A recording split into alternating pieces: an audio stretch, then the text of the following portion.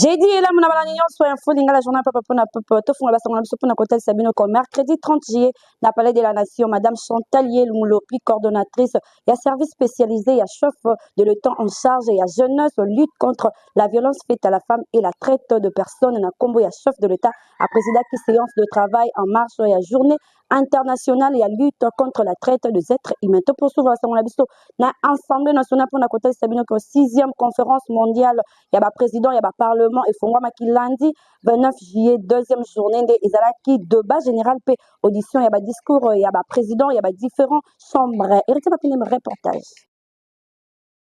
6e conférence mondiale, il y a président, il y a parlement. Et Fungwamaki lundi 29 juillet 2025, dans l'office, il y a Nations Unies à Genève. Et ça qui consacré pour la deuxième journée, na débat général, moment moko solennel, où il y a qui dédié na audition, il y a discours, il y a différents présidents, il y a chambre. Boye alobaki liboso ya tribune numéro 1, il y a chambre basse, il y a parlement, il y a République démocratique du Congo, Vital Kamerhe akumisaki thème où il y a retenu pour la conférence coopération parlementaire et multilatéralisme en faveur de la paix et la justice et de prospérité pour tous. Boye atalisi na ville symbole ya droit de l'homme, Vital Kamerhe a dénoncé qu'il y a violation massive ya droit international humanitaire oyo ezali kosalema na force oyo bazali kokipe parti est ya RDC pe crime ya ndenge na ndenge. Abengi bango bayeba na ko rejoindre mungongo ya peuple congolais pona ko condamner ba crime ya mabe oyo ezali kosalema.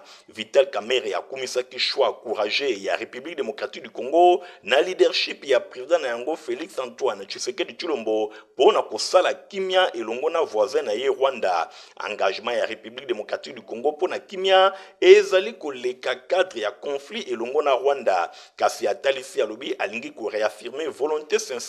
ya ko renforcer ba lien naturel ya coopération pe ya cohabitation pacifique na ensemble ya 9 voisins ya République démocratique du Congo. Akumisaki conclusion ya processus ya Washington pe ya Doha oyo ezali kopesa espoir makasi. Numéro 1 ya chambre basse ya parlement a conclure discours na ye na ko rappelaka vision ya République démocratique du Congo pour na Afrique oyo ememami et pa ya chef de l'État Félix Antoine Tshisekedi Tshilombo ya ko libérer ba jeune basi na pasi ya ba guerre to ba terrorisme na kolukaka kusukisa makambo etali minduki po na koluka likambo etali développement ya continent ya Afrique pe kotombola ba machine nyonso industrielle na ba zones économiques pour na kotombola prospérité ya continent africain pe monde moko ezala juste pe monde moko pacifique.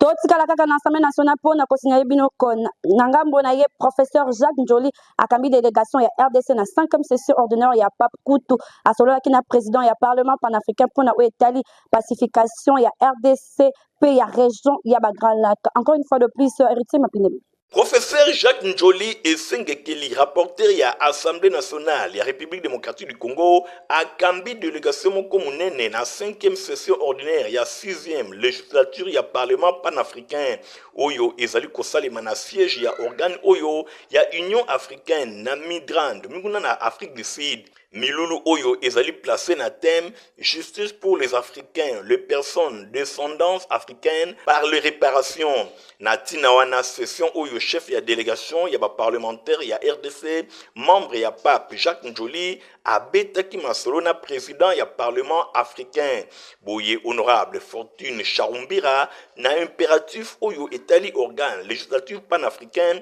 ya ko accompagner région ya ba Grand Lac en général pe République démocratique du Congo en particulier aye bana kozongela kimia basengagé na nzela ya prospérité commune. Ndenge bomoni professeur Jacques Njoli, acteur majeur ya diplomatie parlementaire congolaise, azali engagé na recherche ya voies et moyens, na recherche ya voies et moyens pour na kosulkisa likambo etali guerre oyo ezali kobebisa est ya République démocratique du Congo depuis ba décennie ebele ebomi pe batu ebele. kotia fin na basouffrance nyonso ya baninga oyo bazali victime ya guerre na partie orientale ya mboka oyo ezali cheval de bataille boye porte-parole ya chambre basse ya parlement professeur Jacques Njoli atalisi sens ya démarche oyo na bainstance nyonso oyo bazali kodirige parlement africain bosimba ke pape deuxième organe ya union africaine eza na ambition selon article 17 ya acte constitutif ya union africaine ya koassurer pleine participation ya peuple africain na développement pe na intégration économique ya continent. Vice-premier ministre pe ministre ya économie nationale professeur Daniel Mukoko Samba akambaki délégation moko ya ba opérateur économique ya RDC na Luanda pour na ko établir ba point solide na ba partenaires étrangers. Eritima Pindeme Fabrice Lundombi. Lokola eza na frontière commune 2511 km mobimba République démocratique du Congo et Longona Angola babengami kozala na coopération économique pour na bien-être ya population ya bamboka nyonso mibale oyo bazali bandeko pour na cimenter coopération économique oyo vice-premier ministre et ministre de l'économie nationale professeur Dr Daniel Mukoko Samba akambaki délégation mardi 29 juillet 2025 délégation ba opérateur économique ya République démocratique du Congo qui non à Luanda capitale ya Angola pour na établir ba point solide et longo na ba partenaires étrangers pour na koluka ko dynamiser secteur privé national pe ko attirer ba investissement extérieur. Boye entreprise portugaise Mota Injil oyo ezali basé na Luanda spécialisé na makambo etali kotonga ingénierie pe gestion ya ba déchets yango ezalaki bongo première étape ya contact oyo na tête à tête na séance de travail Daniel Mukoko Samba a souligné qui importance pour na RDC et longo na gouvernement na yango ba s'appuyer na ba entrepreneurs locaux pour na ko accéder na ba marché oyo ba ko réaliser ba projet et belé ya développement. Mota Angel ezali ko suscité depuis tango molai intérêt pour la République démocratique du Congo bokutani oyo eye na tango malamu pour na ko matérialiser ba ambition atalisi ke directeur général na yango Daniel Dacosta Ndenge alobi. Je suis le directeur général de Mota Angel RDC. Nous avons eu une réunion ici, on a une réunion avec le vice-premier ministre, ministre de l'économie, qui est venu avec une mission d'entrepreneur local de la RDC. On a eu une très bonne réunion. On a discuté des opportunités de projets pour développer sur RDC, notamment regardant la question des déchets, la logistique, le traitement, parce que nous ici en Angola, on a une entreprise qui est déjà dans ce domaine et on peut trouver des solutions pour la RDC avec des partenaires locaux qu'on peut travailler ensemble. Azalaki na délégation à entrepreneur congolais na Angola, directeur général, il y a GECO Trans, puis président national, il y a association congolaise, il y a commissionnaire en douane, Dieudonné Kassembo, Atalisaki et Sengonaye, puis Akumisaki, qualité à échange oyo avant à souligner importance il y a mise en place il y a coordination efficace entre les différents acteurs nationaux pour na tirer pleinement profit il y a différents corridors oyo lokola il y a lobitu bosimba pe boy ba RDC et longona Angola bazali ba membres il y a quelques organisations sous-régionales lokola SADC CAC oyo bazali comprendre libre marchandise pe ba personne na bonne coopération économique ezali bongo nécessité pour na garantir émergence dans la région et Afrique centrale et australe. Embouteillage moko monstre salami le jeudi 31 juillet 2025 on a croisement et avenue de la Libération na manifeste Mutuka moko et Kanginzi la Christian Kengebeni Ritima Pindemi. Mituka pona kolongwa ipen kolekana 24 novembre kokende na ba commune mususu ezalaki pasi pe mawa na tongo ya jeudi 31 juillet 2025 botela bino moko mutuka o ya munene remorque alingaki kosala manœuvre na croisement ya avenue manifeste pe de avenue de la Libération na mbala moko akangami wana nzela ya koleka ezali lisusu te ezalaki mbutu ba mituka ba moto esengelaki ba débrayer na ba avenue nyonso ya katika katikati ekomaki inonde na mituka pe ba moto pamba te moko na moko abandaki koluka nzela ya koleka likambo etali mabulu na avenue de la Libération yango nde ezali kopesa pasi makasi mutuka oyo ya munene ariskaki kokweya tope akwela bato tope mituka mosusu tope ba moto elingaki ezala accident moko ya grave oyo milimo ya bato ebele elingaki ekende na nzela ya likama oyo na micro ya Info Lingala boyo kabandeko ndenge balobi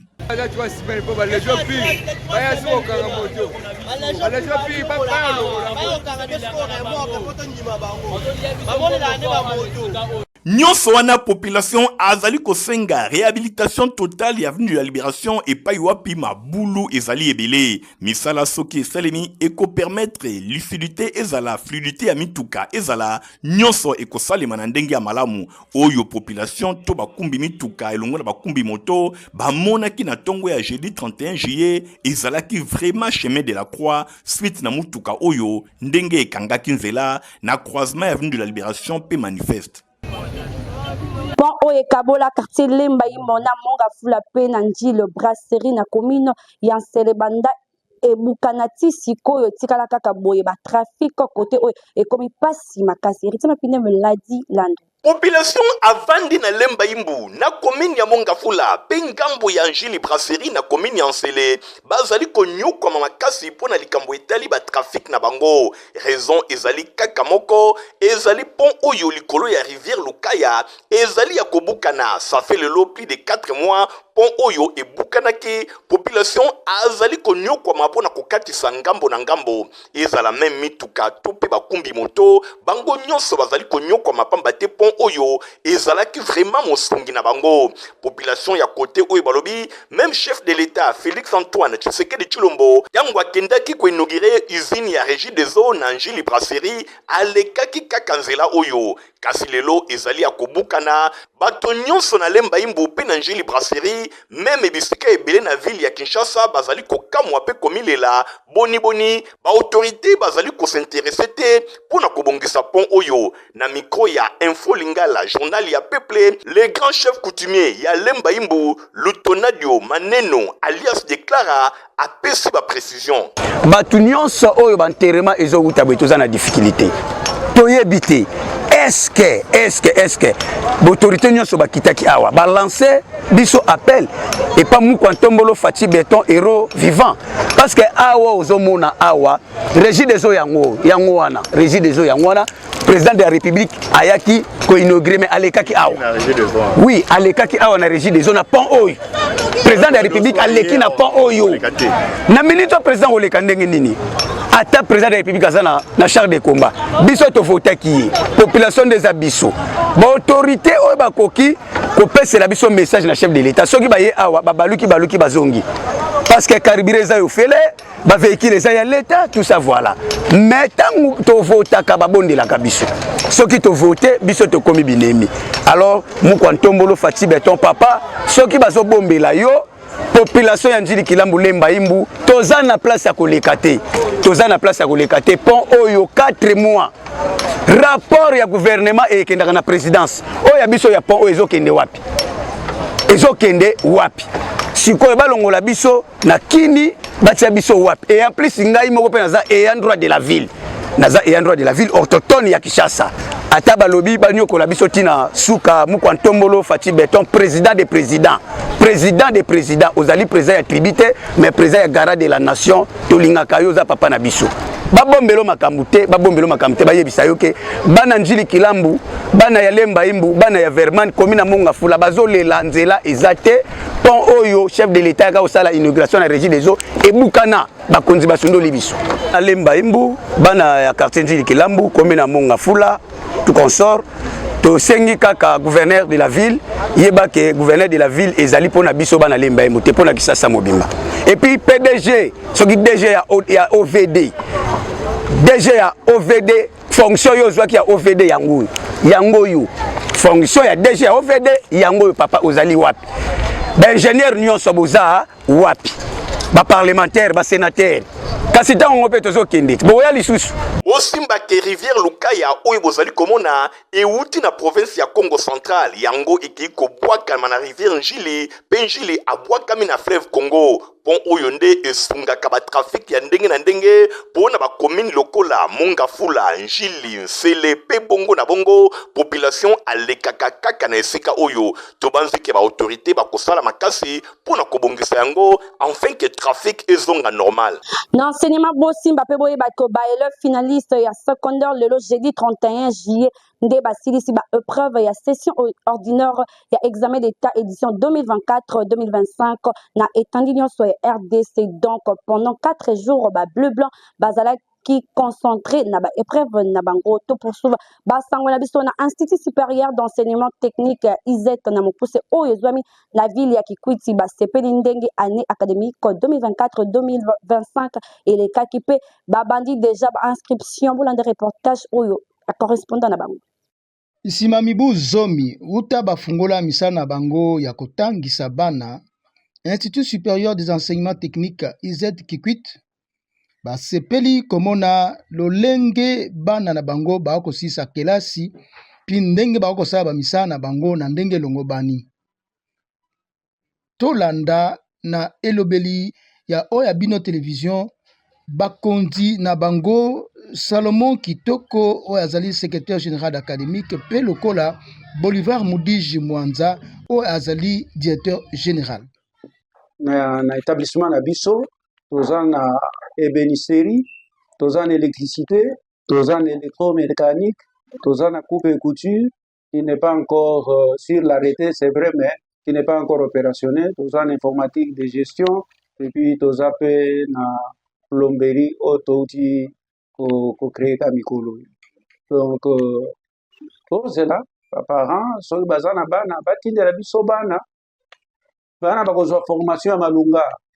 R+3. Et ça, réalisation d'étudiants. Là, c'est par rapport à la construction. Mais, bah, domaine où sous tout le bannet de bénéficiaire, bah, ça, les locaux est belé. Na auto tangawa, bah, chaise Louis XIV, bah, lit bureau, bah, lit caché, bah, chair, table à chair. Et ça, là, est belé. Et ça, est belé. Bah, tout, bah, y a la collation na biso, tu na, bah, défense. Bah, mon na biso. Et ça, il y a un bon matin, ou bien, à ça, la publicité, mais, et ça, vraiment, bah, réalisation très, très rassurée. Va faire sa confiance, va faire sa formation bien, c'est pour l'intérêt de la population congolaise. Nous sommes tous les parents. Nous avons dit que baninga so parents va tenir so ba ofule ba mbongo ebele na suka na mo elo ka bandu monalité. ISET Kikwit ezali institution privée agréée ya enseignement supérieur et universitaire. Oyo zwami na ville ya Kikwit province ya Kwilu pe ezali initiative kitoko pe munene penza. Le chef de travaux, c'était Patrick Masonga, Oyo Azalaka le grand visionnaire. Institut technique de météorologie itemat na mokuse ba fongoli déjà ba porte na bango pour na inscription ya année scolaire 2025-2026 pour les canasites ya Barombo Ista Stéphanas Kande reportage. Pour assurer éducation ya mwana ne garantir malonga moboti nyonso alengelaka yogelenge lokoyo Institut technique de météorologie aviation et télécommunication itemat ndolo na mokuse afongoli porte na ba inscription oyo eza kosalema ofele veut dire gratuite pour l'année scolaire 2025-2026 et kaka ozwa déjà formulaire na yo kitoko pe okomisa mwana na yo kobanda na classe ya 7e ti na 6e des humanités bana nyonso oyo basilisi primaire itemat ndolo eza kozela bino moboti kozela te kuna basection eza ebele aviation civile électricité générale mécanique générale pe électronique oyo bokozwa na kati 3 options mokoka lokola radio transmission commutation pe électronique industrielle mwana ye moko kaka sala choix na ye formation de affaires ya itemat oyo esalaka ke soki mwana asilisi awa akoki komonte misala na ye moko kitoko to akoki déjà kotravailler na entreprise en tant que vrai technicien baprofesseur awa kale na ndenge ya nyama welisa inscription eza ofele samedi 19 juillet 2025 à partir ya ngonga ya 7h. Premier test d'admission Pe deuxième test et Kosalema samedi 23 août 2025 kaka na ngonga ya 7h. okanisi esili tintin itemat ekanisi bino bato oyo bolingaka kokubisa formation pratique na technique osilisa na yo deja classe kala kasi olingi renforcer pratique na yo kitoko batieli bino centre de formation à courte durée na badomaine oyo électricité automobile installation des centres solaires oyekola ndenge nini bainstallaka bapanneau solaire ata oza na baprovince mosika masolo awa eza ya kofungama kitoko koyekola kitoko informatique théorie na pratique nyonso ezali avec balabo na bango moko ekuba na pointe esili te réseau et maintenance électronique awa bokoyekola rebobinage système embarqué vidéosurveillance bacours ya anglais mpenza kopesama ntango ya koyekola mpe okoma utile na société eleki nanu te bolekaka deja na babiro ya itemat ndolo oyo ezomi na kati ya istandolo avenue aérodrome numéro 3930 quartier ndolo na commune ya barumbu itemat ndolo mfumu ya formation technique.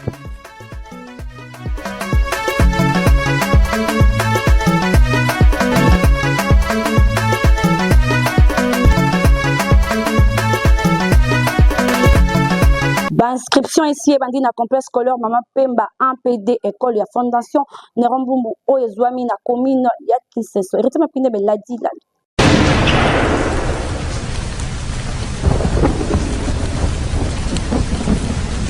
ozali moboti ya mwana kasi yende beki na yo ya lobi ondimi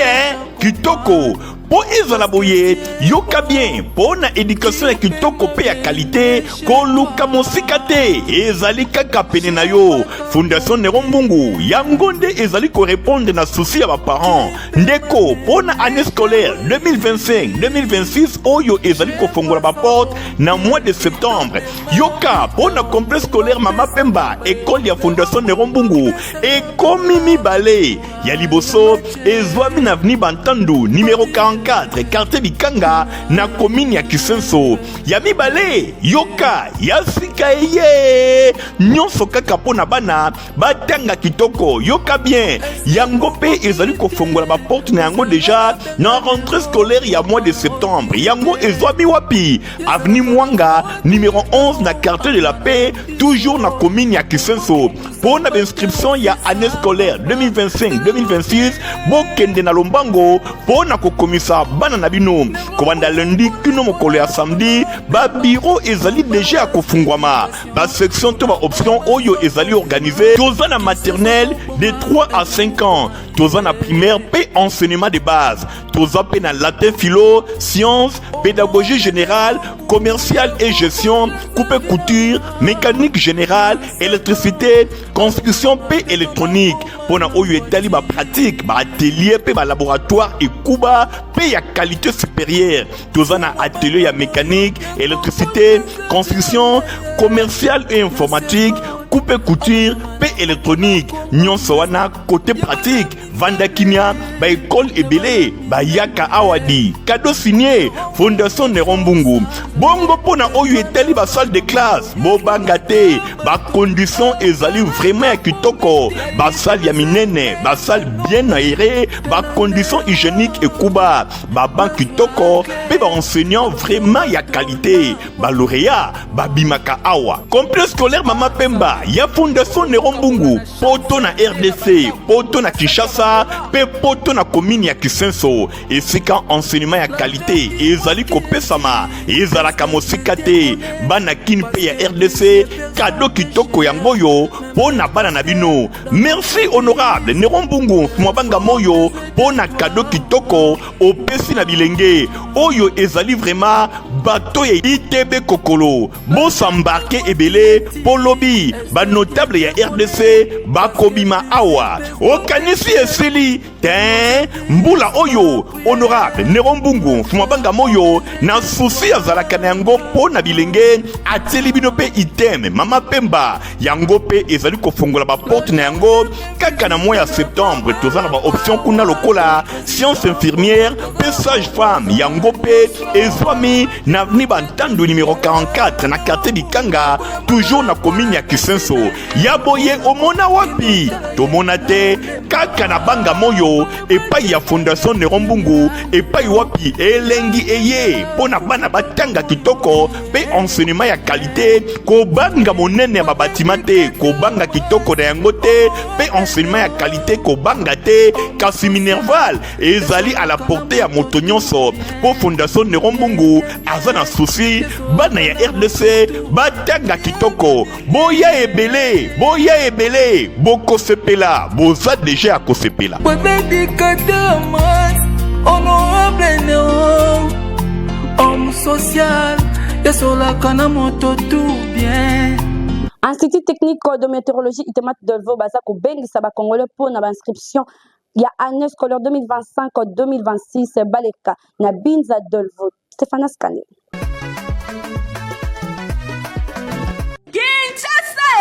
Boyo kasangola memeli bino na oyo etali bongo ba formation ekuba na domaine technique ya solo ya ngonde esalaka ke ba benga bana na bino ba ingénieur yoka pona année scolaire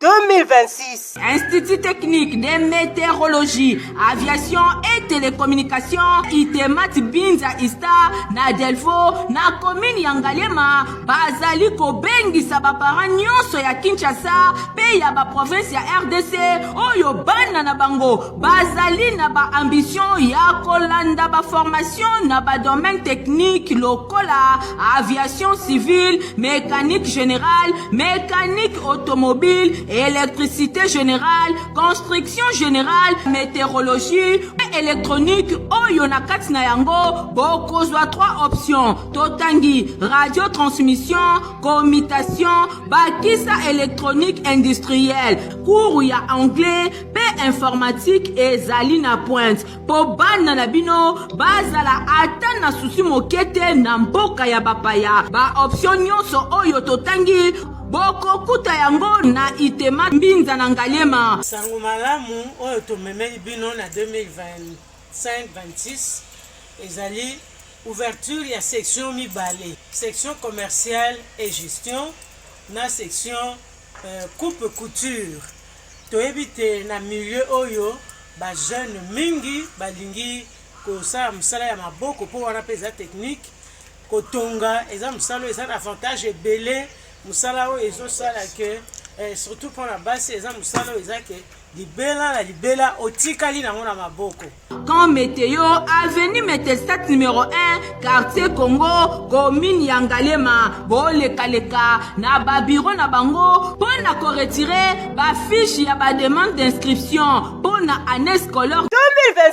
2025-2026. mingi pona bana na bino oyo bakomata ba classe ya 7e pe 8e pamba te ba candidature na bango ezalaka conditionné na test d'admission ekosalema le 9 août à partir ya ngonga ya 7h. bolekaleka na ba bureau na bango pona ko retirer ba fiche ya ba demande d'inscription pona année scolaire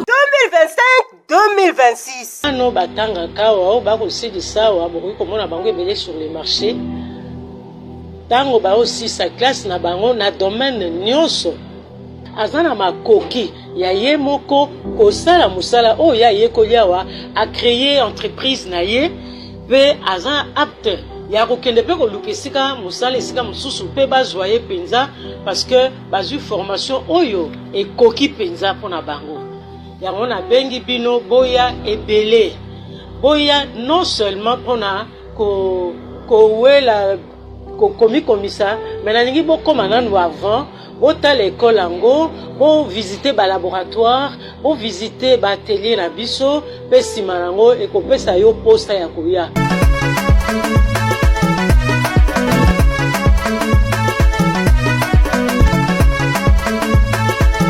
Protiva pesa poto kitoko pona bana na bino bazala en bonne santé. Protivap encore et toujours. Oyo mama bituna tuna ayeba kateti lero apesa mwana ye bire. Ebe na santé kitoko boye. Olesaka ye nini? Aliaka Protivap. Soka ba mama nyonso batimbe ya Protivap poto kitoko pona ba bébé pro. Mama soma ye. Mwana na ngai depuis abanda kolia akoli boye. Aliaka kaka Protivap. Protivap. Protéines, vitamines énergie aza mayele na classe abelaka te alembaka te. bamama félicitation na bokoneli bana. Protivap facile à digérer et nourrissant eza na protéine vitamine et énergie. Bébé na yo kitoko ninyo esaka baya bayingaka ngo sante kitoko nzoto makasi matemi disa mama letisa mwana sukana mbimbi oyo sukana mbimbi wakusa Protivap pro bébé pro produit par Chris SARL. toza na bacommuniqué nécrologique bola na lecture na yango na mongongo ya héritier mapindemi.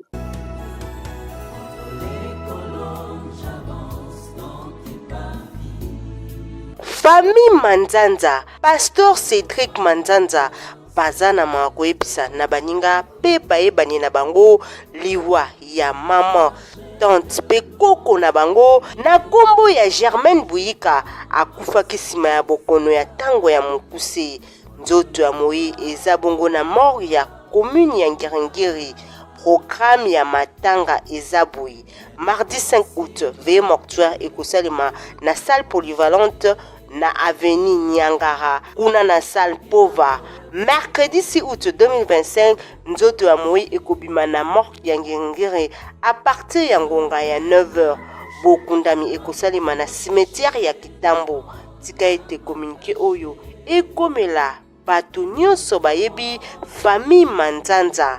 pe maman Germaine Buyika. Communiqué oyo ezali signé Pasteur Cédric Manzanza. Et venir combler mon cœur dans ta présence. Entre les colonnes, j'avance dans tes parvis.